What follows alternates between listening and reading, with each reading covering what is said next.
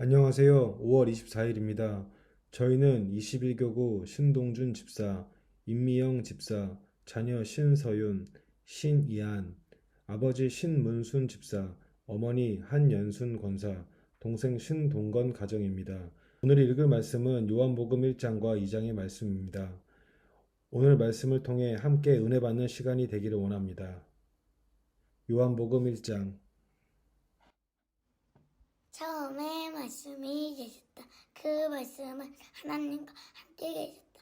하나님이셨다. 그 말씀은 그분은 처음에 하나님과 함께 계셨다. 모든 것이 그분을 통해 생겨났다. 생겨난 것 가운데 그분 없이 생겨난 것은 하나도 없었다. 그분 안에 생명이 있었다.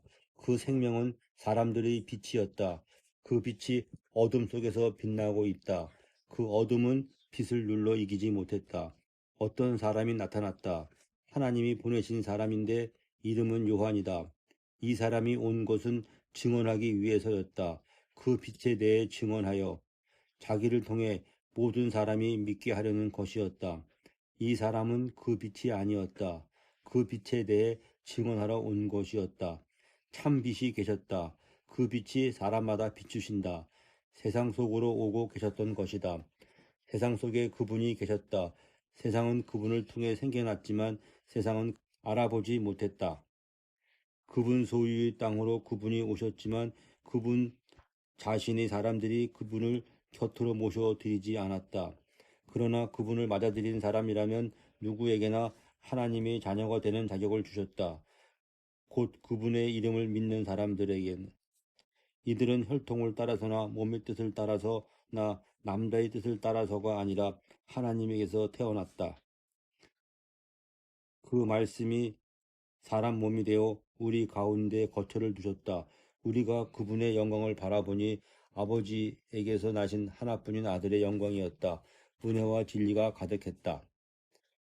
요한이 그분에 대해 증언한다. 그가 외쳤다. 이분이 내게 말한 그분입니다. 내 뒤에 오시는 분이 계신데 나보다 앞서 계신 분이십니다. 나보다 훨씬 먼저 계셨기 때문입니다. 하고요. 그분이 가득 가지신 것에서 우리 모두는 은혜에 의해 또 은혜를 받았다. 율법을 주신 것은 모세를 통해서이지만 은혜와 진리를 누리게 하신 것은 예수 그리스도를 통해서이다. 하나님을 뵌 사람은 여태껏 하나도 없었다. 그러나 하나뿐인 아들이신 하나님, 곧 아버지 품속에 계신 바로 그분이 자세히 알려주셨다. 이것은 요한의 증언이다. 유대아 사람들이 예루살렘에서 제사장들과 레위 사람들을 요한한테 보내어 선생은 누구십니까? 하고 물어보게 했을 때 일이다. 그가 솔직하게 털어놓았고 부인하지 않았다. 솔직하게 털어놓기를 나 자신은 그리스도가 아닙니다.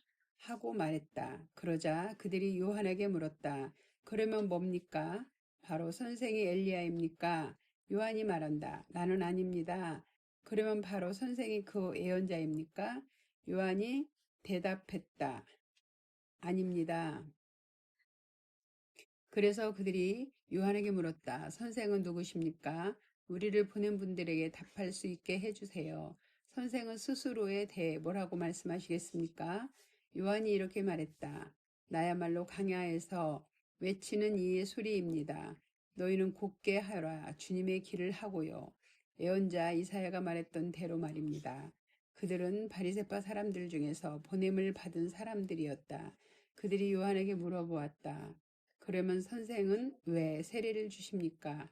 선생 자신이 그리스도도 엘리야도 그 예언자도 아니시면요. 요한이 그들에게 대답했다. 나는 물로 세례를 줍니다. 그런데 여러분 가운데 어떤 분이 서 계십니다. 여러분으로서는 알지 못하는 분이십니다. 내 뒤에 오시는 분인데 나 자신은 그분의 샌들끈을 풀어드리기도 부족한 사람입니다. 이런 일들이 일어난 것은 요르단 건너편 베다니에서였다. 요한이 세례를 주고 있던 곳이었다. 다음 날 요한은 예수님이 자기한테 오시는 것을 보고 말한다. 보세요. 하나님의 어린 양, 곧 세상 죄를 치워버리시는 분이십니다. 이분이 바로 내가 말한 그분입니다. 내 뒤에 어떤 분이 오시는데 나보다 앞서 계신 분이십니다. 나보다 훨씬 먼저 계셨기 때문입니다. 하고요. 나 스스로도 그분을 알지 못했어요. 그러나 바로 내가 와서 물로 세례를 주는 것은 이스라엘에게 그분이 드러나시도록 하는 일, 바로 이 일 때문입니다. 요한이 또 증언했다. 내가 똑똑히 보았어요. 성령님이 비둘기처럼 하늘에서 내려와 그분 위에 머물러 계시는 것을요. 나 스스로도 그분을 알지 못했어요. 그러나 나를 보내어 물로 세례를 주게 하신 분께서 나에게 이렇게 말씀하셨어요. 어떤 분 위로 성령님이 내려와 그 위에 머물러 있는 것을 보게 될 것이다. 바로 그분이 성령으로 세례를 주는 분이시다. 그런데 내가 직접 그것을 보았고, 그래서 이분이 하나님의 아들입니다 하고 증언했어요. 다음날 다시 요한과 요한의 제자들 가운데 두 명이 거기에 서 있었다. 그때 예수님이 걸어가시는 것을 바라보고서 요한이 말한다. 보세요, 하나님의 어린 양이십니다. 그러자 요한의 제자 두 명이 요한의 말을 듣고서 예수님을 따라갔다. 예수님의 몸을 돌려 그들이 따라오는 것을 눈여겨보시고는 그들에게 말씀하신다. 그대들은 무엇을 찾고 있나요? 그들이 예수님께 말씀드렸다. 라삐님, 이 말은 번역하여 옮기면 선생님이다. 어디에 머물고 계십니까? 예수님이 말씀하신다. 오세요. 그러면 보게 될 것입니다. 그래서 그들이 갔고 예수님이 머물고 계신 곳을 보았다. 그리고 그날 내내 예수님 곁에서 머물렀다. 시간은 오후 4시쯤이었다. 요한의 말을 듣고 예수님을 따라간 두 명 가운데 한 명은 시몬 베드로의 형제 안드레였다. 이 사람이 먼저 자기의 친형제 시몬을 찾아가서 말한다. 우리가 메시아를 만났어. 메시아는 번역하여 옮기면 그리스도이다. 안드레가 베드로를 예수님께 데려갔다. 베드로를 바라보시고는 예수님이 말씀하셨다. 그대는 요한의 아들 시몬입니다. 그대는 게바라 불릴 겁니다. 게바는 번역하면 베드로, 바위이다. 다음 날 예수님이 갈릴레아로 떠나가고자 하셨다. 그때 필립을 찾아가신다. 그리고 그에게 예수님이 말씀하신다. 나를 따라오세요. 필립은 벳세다 출신이고 벳세다는 안드레와 베드로의 출신 도시이다. 필립이 나다나엘을 찾아가 그에게 말한다. 모세가 율법에 그분에 관해서 적어두었고 예언자들도 그랬던 그분을 우리가 만났어. 요셉의 아들 예수님, 곧 나사렛 출신이신 분을 말이야. 그러자 나다나엘이 필립에게 말했다. 나사렛에서 무슨 좋은 것이 나올 수 있겠어? 필립이 나다나엘에게 말한다. 와서 봐. 예수님이 나다나엘이 자기한테로 오는 것을 보시고는 그를 두고 말씀하신다. 보세요. 그는 참으로 이스라엘 사람입니다. 그 사람 안에는 속임수가 없어요. 나다나엘이 예수님께 말씀드린다. 선생님이 어떻게 저를 아십니까? 예수님이 그에게 대답하셨다. 필립이 그대를 부르기 전에 그대가 무화과나무 아래에 있었어요. 그때 내가 그대를 보았어요. 나다나엘이 예수님께 대답했다. 라삐님이야말로 하나님의 아들이십니다. 라삐님이야말로 이스라엘의 임금이십니다. 예수님이 나다나엘에게 대답하셨다. 내가 무화과 나무 아래에 있는 그대를 보았다고 말했기 때문에 믿는 겁니까? 그대는 이런 일들보다 더 큰 일을 볼 겁니다. 그러고는 나다나엘에게 말씀하신다. 아멘, 아멘, 그대들에게 말합니다. 그대들은 하늘이 열려있는 것과 하나님의 천사들이 인자 위로 올라가기도 하고 내려오기도 하는 것을 볼 것입니다. 아멘. 요한복음 2장입니다. 3일째 날에 갈릴레아의 가나에서 결혼잔치가 있었다. 예수님의 어머니도 거기 계셨다. 예수님과 제자들도 그 결혼한 잔치에 초대받았다. 그런데 포도주가 모자라게 되자 예수님의 어머니가 예수님한테 말한다. 포도주가 동이 났구나. 그러자 예수님이 어머니에게 말씀하신다. 저한테 왜 그런 말씀을 하시나요, 어머니? 아직 저의 시간이 오지 않았습니다. 예수님의 어머니가 시중꾼들에게 말한다. 그가 여러분에게 뭐라고 말하든지 그대로 하세요. 거기에는 돌로 만든 물 항아리 6개가 유대아 사람들의 정결 예법에 따라 놓여 있었다. 항아리 하나하나는 2통 또는 3통들이 크기였다. 예수님이 그들에게 말씀하신다. 물 항아리들을 물로 채우세요. 그들이 물을 항아리마다 끝까지 채웠다. 그러자 예수님이 그들에게 말씀하신다. 이제 떠서 잔치 책임자에게 가져다 주세요. 그들이 가져다 주었다. 잔치 책임자가 이미 포도주가 된 그 물을 맛보았을 때 그것이 어디서 난 것인지 알지 못했다. 시중꾼들 곧 그 물을 떠온 사람들은 알고 있었다.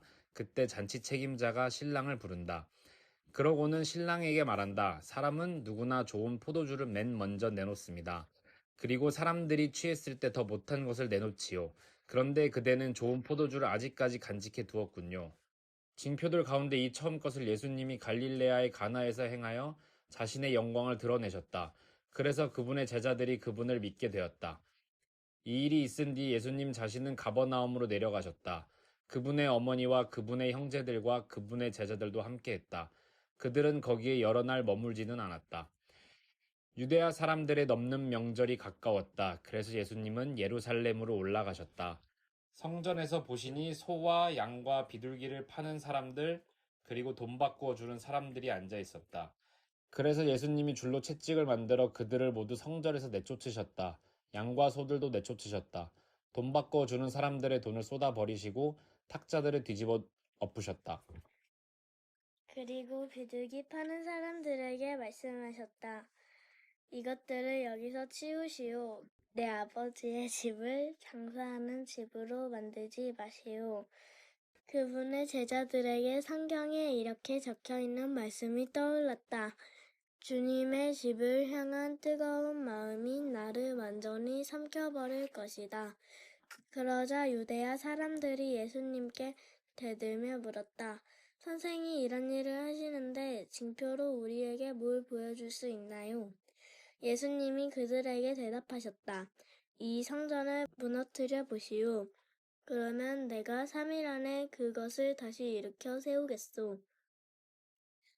그러자 유대야 사람들이 대답했다. 46년 만에 이 성전이 세워졌습니다. 그런데 선생은 3일 안에 이걸 일으켜 세우겠다고요? 그러나 예수님이 말씀하신 성전은 자기 몸이었다. 그런데 죽은 사람들 가운데서 예수님이 일으킴 받아 살아나셨을 때가 되어서야 예수님이 이것을 말씀하셨다는 생각이 예수님의 제자들에게 떠올랐다. 그리하여 그들이 성경과 또 예수님이 하신 말씀을 믿게 되었다. 넘는 명절에 예수님이 예루살렘에 계실 때 많은 사람들이 예수님의 이름을 믿었다. 예수님이 행하시는 징표들을 지켜보았기 때문이다.